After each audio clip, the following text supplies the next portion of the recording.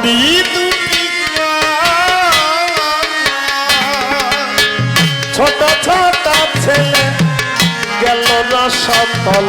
আগে দেবী পূজা দিয়ে দেব ছেলের বিয়ে রঘুনাথ, ছেলের বিয়ে। ছোট ছোট ছেলে আমাকে ছেড়ে চলে গেছে। আমি করে ধরে তোমায় নদী জানো প্রাণনাথ আমি করে ধরে তোমার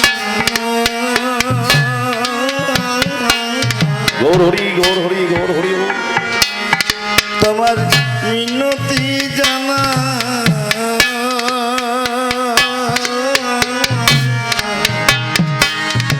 তুমি দেবী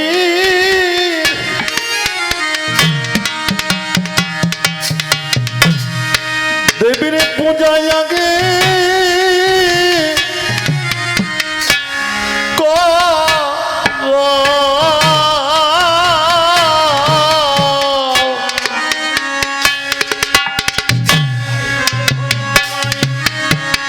মিনতি জানা তুমি দেবী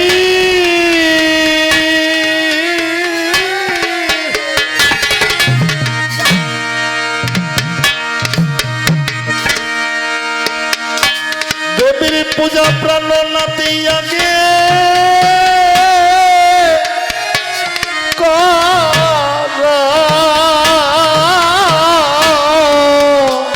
প্রাণনাথ করে ধরে তোমার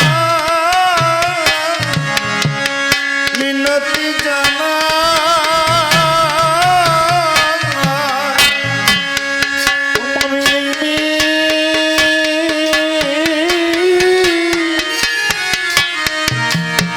নিবেদনে তোমার চরণে রইলা প্রাণনাথ করে ধরে তোমায় মিনতি জানা বলে দেবী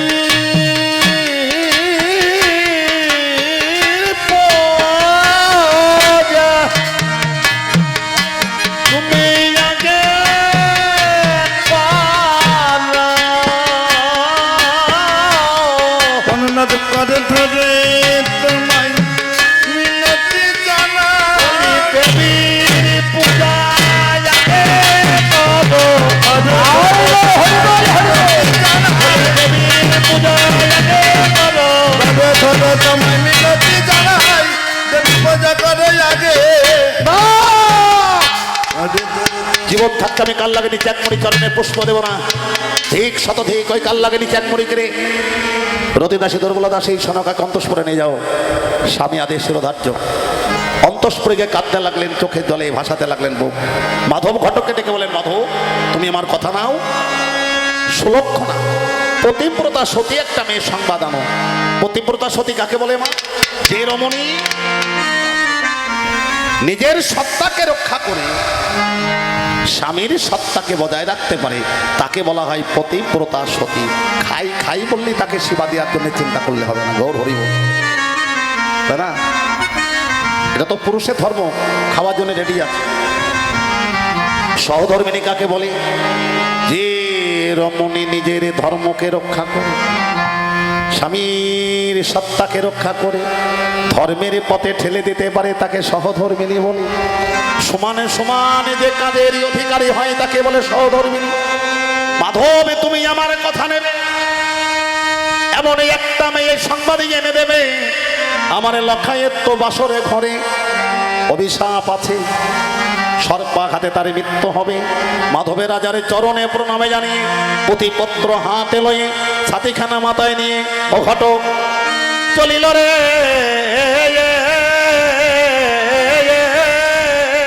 রাধে রাধে ওরে মেয়ে দেখিবারে। আপনাদের বাড়ির কাছে যে শিল্পী ছিলেন মা, তার এক চোখে ছিল হাসি, এক চোখে ছিল কান্না।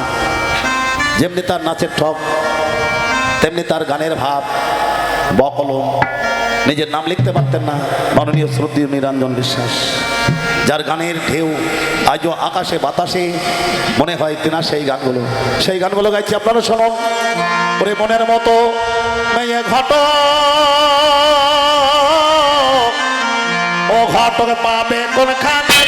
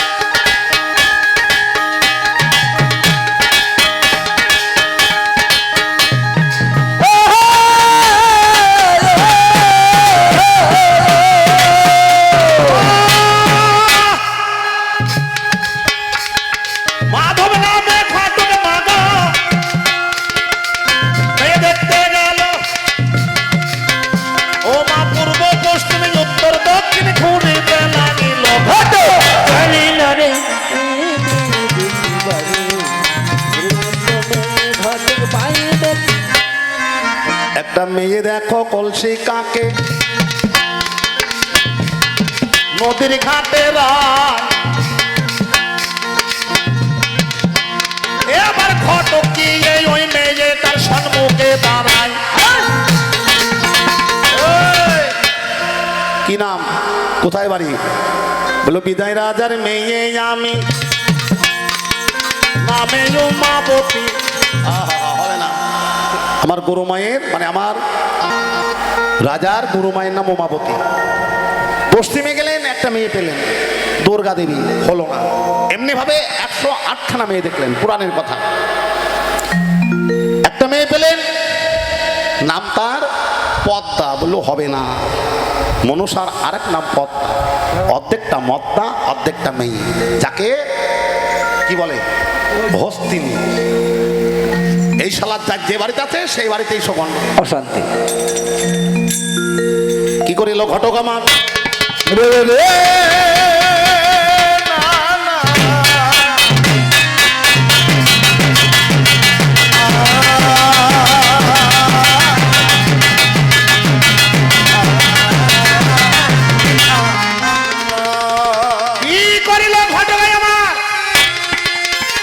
বড় চিন্তায় পড়ে গেল।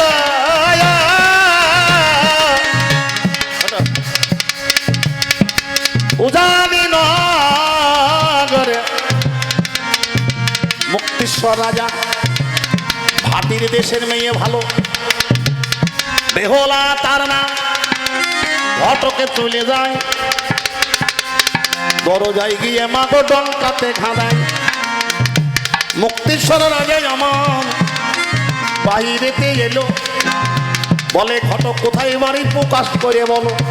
ঘটকে বলে বাড়ি আমার যেখানেই হোক না কেন, আপনার দরকার নাই, আপনার ঘরে মেয়ে আছে, একটু দেখতেই আমি চাই। মুক্তিশ্বর রাজা বলে মেয়ের বয়স তো হলো না। ঘটকে বলে কত বছর বয়স একটু বলো না। রাজা বলে মেয়ের বয়স 11 বছর 11 মাস। ওরে 27 দিন হলো।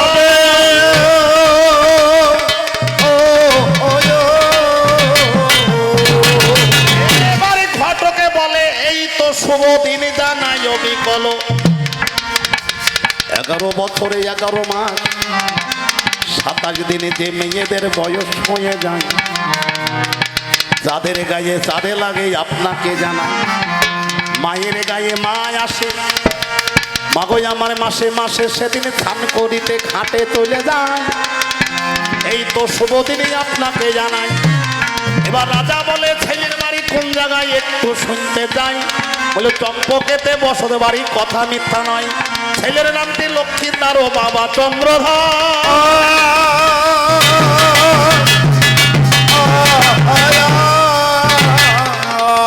ওরা রাজা তবু হবে না।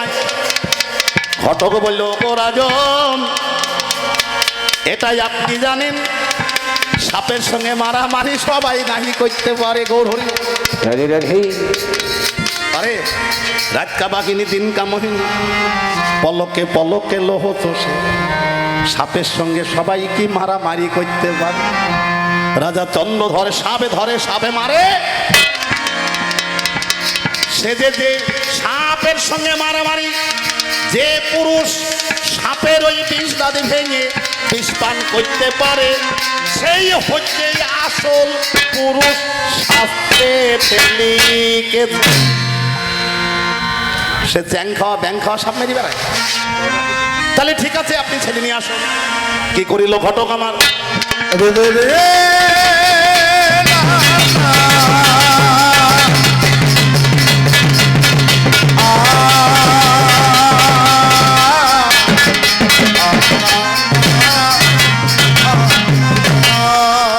ওই বেহলার ফটো হাতে নিল, আমার কাছে এসে মাগো সম্মুখে দাঁড়ালো। আমি বললাম, ঘটক, এই মেয়েটা বাড়ি কোথায়? বলে, ও জানি নগর। সাইবেনে রাজা, মা কমলা, কেউ বলে মুক্তেশ্বর রাজা, মা সুমিত্রা। এই মেয়েটাই আমি দেখতে যাব, খুব সুন্দর মেয়ে। এই বলে চন্দ্রকান্ত সদাগর লক্ষ্মীন্দরকে ছদ্মবেশ সাজালেন। কেননা আমি সাপের সঙ্গে মারামারি করি, বলা যায় না।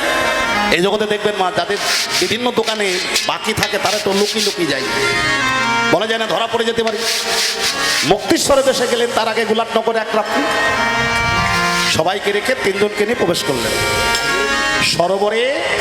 ডান দিকে রাস্তা দিয়ে যাচ্ছে, ডান দিকে একটা সরোবর, তাতে লেখা আছে মুক্তিসরা সরোবর, যেখানে পাখিরা ডানা মিলে উত্তর থেকে স্নান করতে পারে।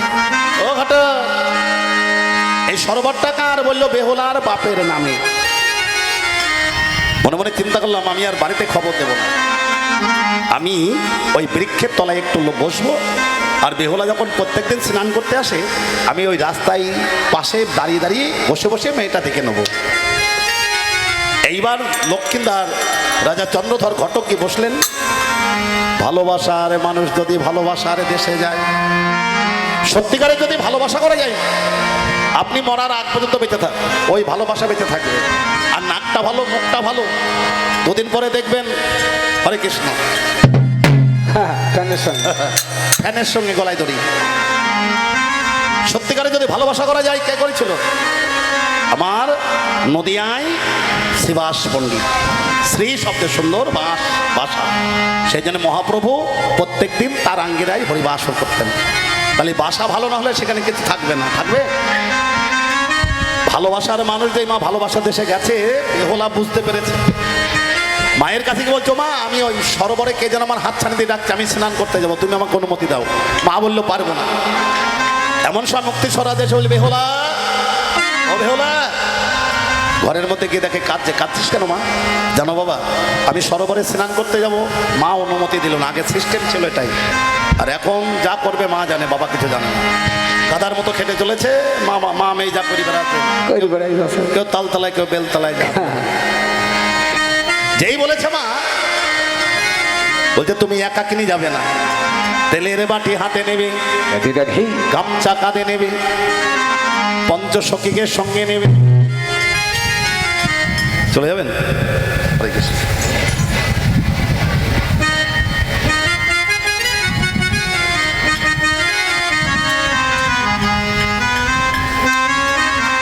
আমি আর আশীর্বাদ কি করবো, তাই না? অনাদরে কৃষ্ণ ভগবানের কাছে প্রার্থনা করি, এহ জগৎ থেকে যেদিন পরমাত্মা জগতে যাবে, সেদিন এই টাকাটা যেন মাধবের খেয়াঘাটা থাকে, এই আশীর্বাদ রইল। সখীদের ডেকে ডেকে বল, চল সখী সরোবরে যায়। আরে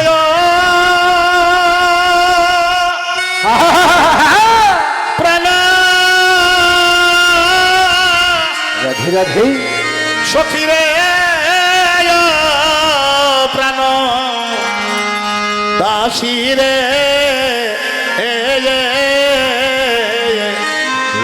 ও তোরা আইকে যাবি সরোবর।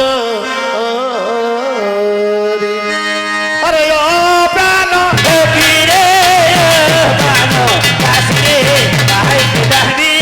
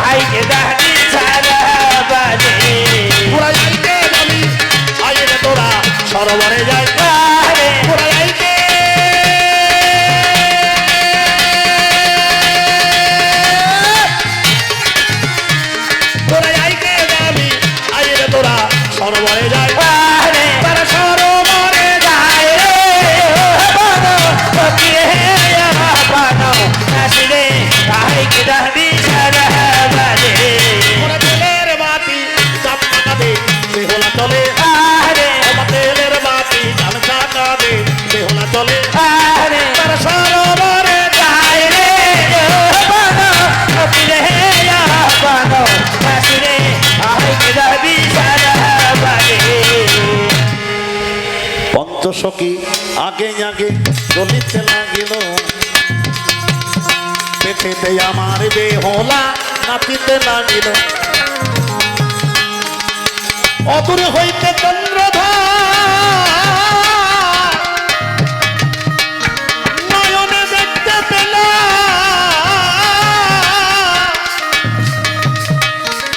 কতগুলো মেয়ে আসে, বেহুলা কোনটা হবে কেমনে চিনিব? এক পেয়ে রাস্তা মাগো, আরে আরে শুয়ে পড়ে। পঞ্চসখী যারা ছিল আজকে ডিঙিয়ে ডিঙিয়ে চলে, ওরে বেহুলা সেই পায়ের কাছে প্রণাম জানাই, ওরে চরণ ধুলি দিয়ে বেহুলা অমনি চলে যাই, ওরে সরোবরে গিয়ে বেহুলা প্রণাম জানাইলো, ওরে হাতে করে জল নিয়ে আজকে মাথাতে দিলো, ওরে ওম গঙ্গা বলে আশীর্বাদও নাই, ওরে 33 কোটি দেব দেবী আজকে হরিবল দেয়, তারা হলো রে ধনী শঙ্কর ধনী অমনি দিয়ে দিল, ওরে ধন্য ধন্য বলে তারা আশীর্বাদ করিল। হে ফকির হে বানো কাশিরে আই দাবি সারা বারে। এপারে হইতেই ওই পারে বেহুলা সাঁতারে কেটে যায়, নেতায় আর মনসা যুক্তি করে সরোবরে যায়। নেতা দূরে দাঁড়িয়ে মনসা বিধবারে রোবে ধরে, হাঁটু জলে গিয়ে মনসা দাঁড়াইল যত, বেহুলার সেই পায়ের জল ওরে মনসার গায়ে পড়ে।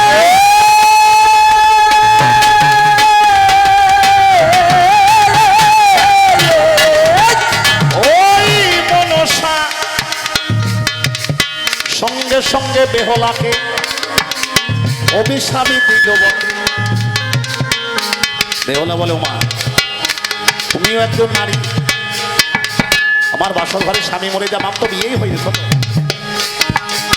বিধবা হওয়া যে কত জ্বালা, যে মায়েরা স্বামীকে হারিয়ে ফেলেছে তারা একমাত্র জানে।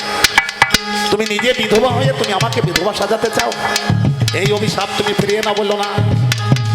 অভিশাপ যখন হয়ে গেছে অভিশাপ তোমাকে দিতেই। মনসা বললো, তাহলে তুমি জলে ডুব দাও। যেই বেহুলা জলে ডুব দিল, আলতা সিঁদুর কলার বালা শাখা লোহা পঞ্চ অলঙ্কার পেল সতী মায়ের। বেহুলা বলল, মা তুমিও জলে ডুব দাও। একটা মরা শোলমা আছে, মনসা হাতে ধরল। শোলমাতে যদি জলের মধ্যে ডুবে থাকে রে ভাই,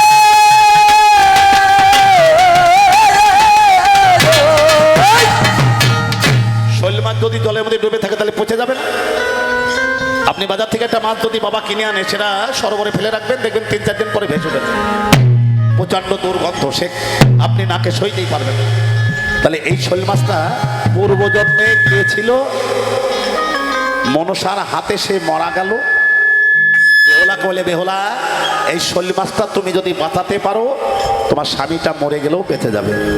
যুবতী নারীর স্পর্শ পেল, যুবতী নারীর গন্ধে, শোল মাছের আষ্টি গন্ধে যেই বেহুলা হাতে নিয়েছে আর মা মনসার নাম স্মরণ করেছে, আর মৎস্য জীবিত হয়ে সরোবরে করে খেলা। আপনাদের জানাই, ওরে হলো রে ধনে শঙ্কর ধনে, সবাই মিলে দিল রে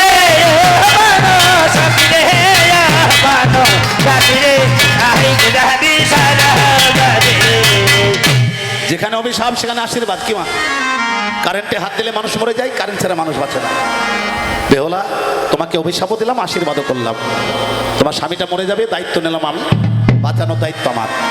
কিন্তু তুমি আমার কথা দাও, তোমার শ্বশুরকে বলিয়ে যাতে আমার পূজার প্রচলনটা হয়। সেদিন আমি বেহুলা হয়ে কথা দিলাম। এদিকে আমার দেখবার জন্য লোকজন আমার বাড়িতে তাড়াতাড়ি করে ছুটতে ছুটতে আমার এক সখী চিত্ররেখা বেহুলা